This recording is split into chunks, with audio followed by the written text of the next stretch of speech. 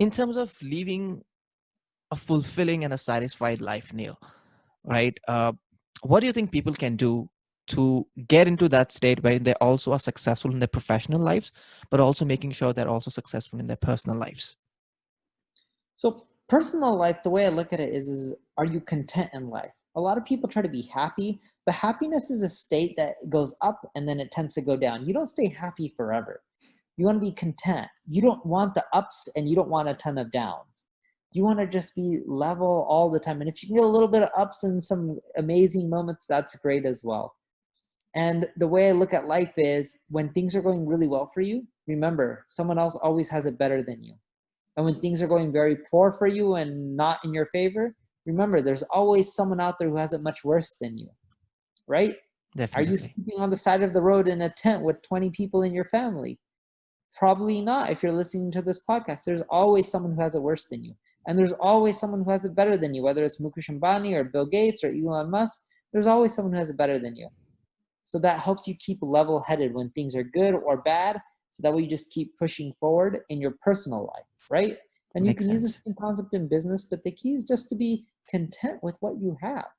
You don't need a Ferrari. You know, in India, I'm seeing this boom now. It's starting to become where people Hmm. are starting to buy much more fancy cars. I Yeah. don't know if you noticed that trend. Yeah. Yeah.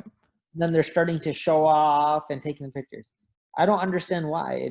I understand why people are doing it because they like it and it helps True. create sales, but do you really need that? Does it really going to make that much of a difference? It's just a car. In India, there's so much traffic. It doesn't matter if you have a Ferrari or a Lamborghini. The person who has a Interesting. rickshaw Yes. or a bike is going to go through the lanes and he's going to get there faster than you. True.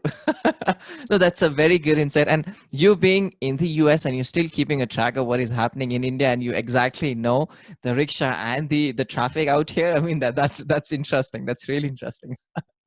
Yeah, I don't get it. I'm like, you want a Ferrari? You're going to sit in traffic for 2 hours. What's the point? It's not comfortable. Exactly. Interesting. And then you're going to get robbed and people are going to take your money and it creates all these other problems. Things You are agree with crazy. this, right? It just creates problems. 100%. Yep. Uh, Although some of the actors and actresses, I get it. They have like the Rolls Royces and stuff like that. they But have a whole different zone altogether. It's like a different planet for them, wherein they're living in some hi-fi buildings, bungalows, cars. They're sorted. They have their own business. But for somebody who's just starting up, just started to make some money, and they're starting to invest, I would not even yeah, say that's an investment. That's just you, you know, throwing your money out somewhere else. As you just said, that why do you need that if that's not your requirement? Why are you doing that in the first place?